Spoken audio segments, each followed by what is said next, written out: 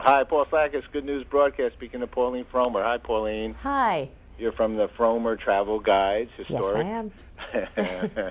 And we're going to talk about, and congratulations, because you've made a lot of people happy over the years. Oh, well, that's what we love to do, and travel is one of the joys of life. When did your company begin?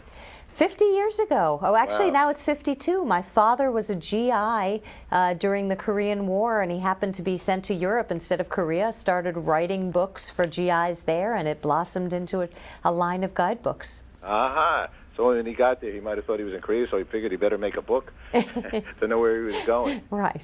There you go. The death of this is an interesting word now, Staycation. Staycation. And we have a Smartcation.com, is that right? Much better than the staycation. The staycation was that sad time in life when you stayed home and caught up on your laundry and pretended you were vacationing.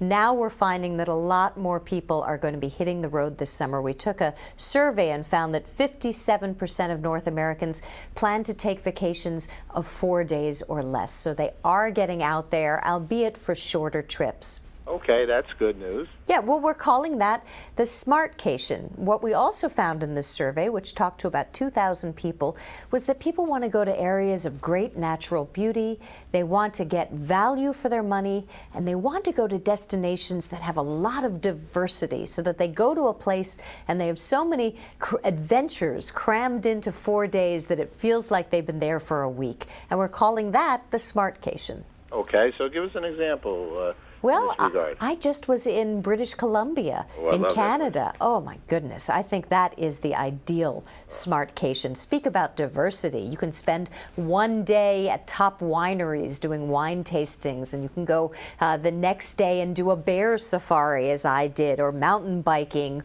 or you could shoot the rapids or go fishing, and then spend your third day in a sophisticated city like Vancouver or Victoria. And Vancouver is so fascinating because of Canada's immigration policies. It is now 35% Chinese, and about 60% of the people there are Asian. So when you go to Vancouver, you feel like you've left North America. It really feels like you've gone somewhere very foreign. I went to a Taiwanese restaurant, and I've had Chinese food my whole life. I've even eaten it in China. I was encountering dishes there that I've never seen before, and that were so delicious. It's great.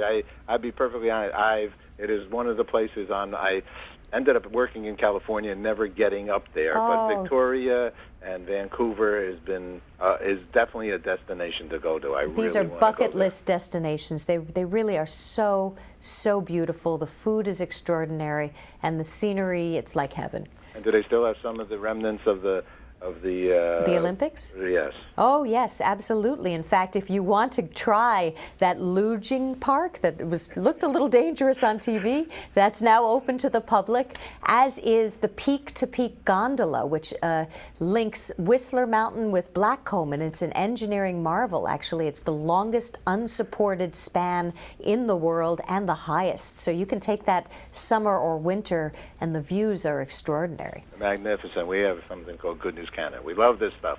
What do you suggest, like mentally and emotionally, when you're ready to go on a vacation? Give us a tip here? I guess the tip is to just try and not be too much of a perfectionist. You have to remember that the root of the word travel is travail.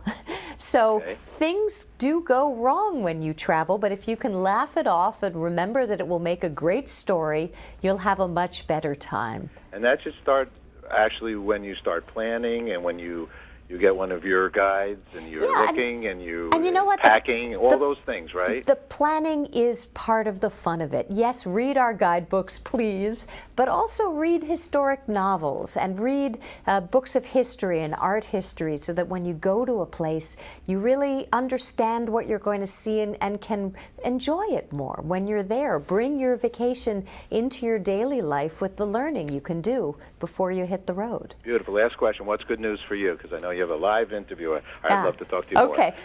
There's a really great website, Smartcation.com. It's run by the British Columbia Tourist Board, and they are giving away a $20,000 vacation in British Columbia. What could be better than that? Sounds like good news to me. Thanks so much. Thank you. Congratulations. Bye-bye.